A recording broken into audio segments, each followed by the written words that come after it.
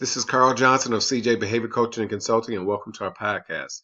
Today, we're going to talk about the fear trap. We're going to talk about fear compliance and the harmful effects it has on children and also has effects on your relationship. So, one of the things from my slide is fear compliance is only short term and in the moment, and it can traumatize your child. So, things that you do to cause fear to get your child to do what you want them to do, it may seem like it worked in that moment, and maybe your child will stop those difficult behaviors, or they may get into the car, or they may walk away like you told them to do. But that fear can also cause trauma to your child. And the next time you tell them to do something, they may flinch, or they may jump, or they might start to cry, or they might start to have a very rapid heart rate and heartbeat. Their blood pressure may raise, and that's not a good thing.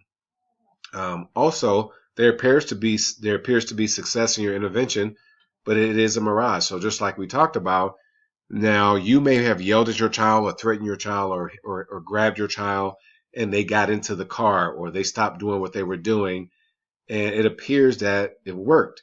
So what's going to happen is at some point later, you're going to go back to that thing that you did because you're going to think that that's what worked. But what you're going to find is that those behaviors are going to increase, and you're going to have to increase the things that you're doing.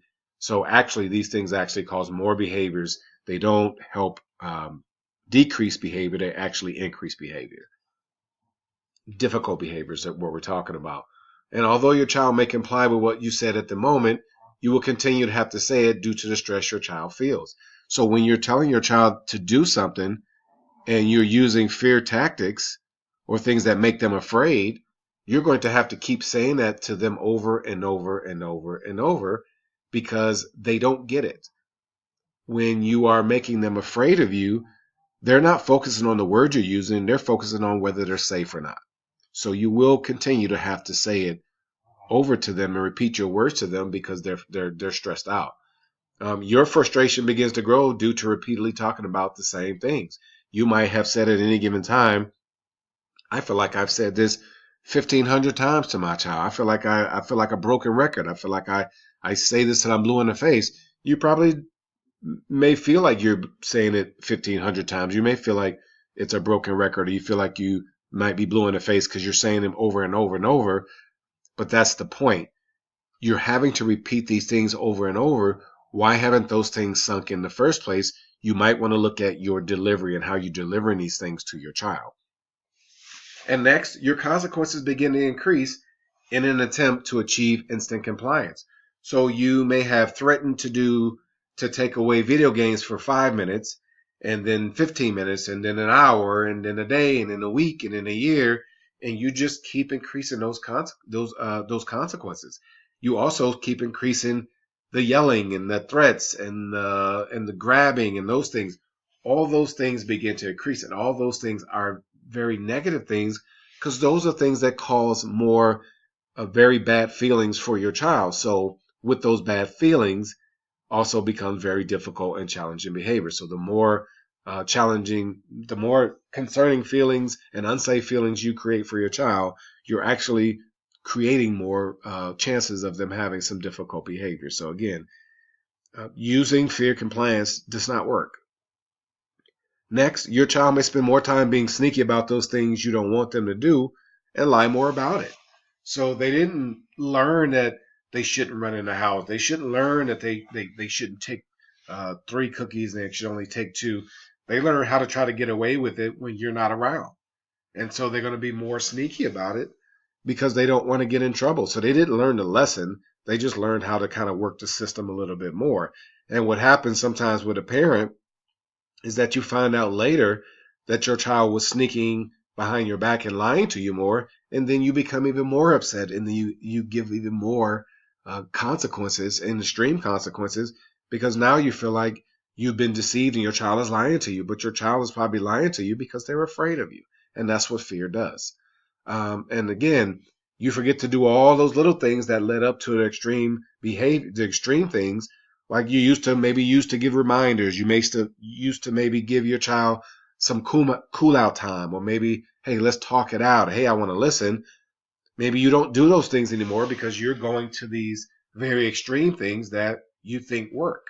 So you start to yell right away, or you fly off the handle right away, or you take away all their video game minutes, or you put them to bed early, or you take away all their snacks, when what they really needed for you to do was listen to what's kind of going on inside of them, which will explain to you why they have these difficult behaviors in the first place. But then you just go to rely on these extreme tactics. Now, if you look at these pictures, my question to you is, how does this make you feel? So this picture is of a child burned for crying too much. And this child was beaten for not cleaning fast enough. So you look at these pictures and you see, man, who would do this to a child? Well, this is someone who thought that these were very, very good tools to use to gain instant compliance from a child, and they went too far, because it might have started off as a tap on the arm, and then it begins to be a broken arm.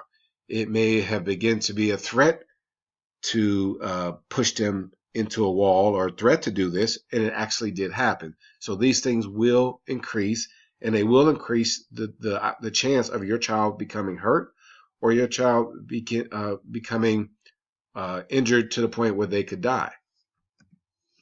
Now, dealing with difficult behaviors is not a piece of cake. It takes time, it takes patience, it takes coaching, but it also needs to take you willing to receive some coaching and receive some training and receive some help.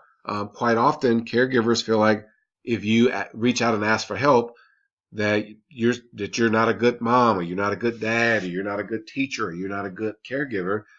You know, we all need help. We all need coaching. We all need training on the things that we do to make us better at something. So if you would go out and get training for sports, you get training for music, you get training for singing, you get training for computers, why not go out and get training to help you care for a child the right way and keep them safe? My name is Carl Johnson of CJ Behavior Coaching and Consulting, and I would love to coach you, train you, and to teach you how to keep children safe by providing tools that are physically and emotionally safe. So your question might be now, how do I get started? That's a great question. How do you get started? You get started by calling 480-740-4976, or you can start by emailing me at cjempowersparents@gmail.com. At that point, when we talk, or I receive your email, we can talk about what it is that you're looking for, what do you need, what behaviors you're seeing, or what behaviors, or you're not seeing any behaviors, and you just have questions.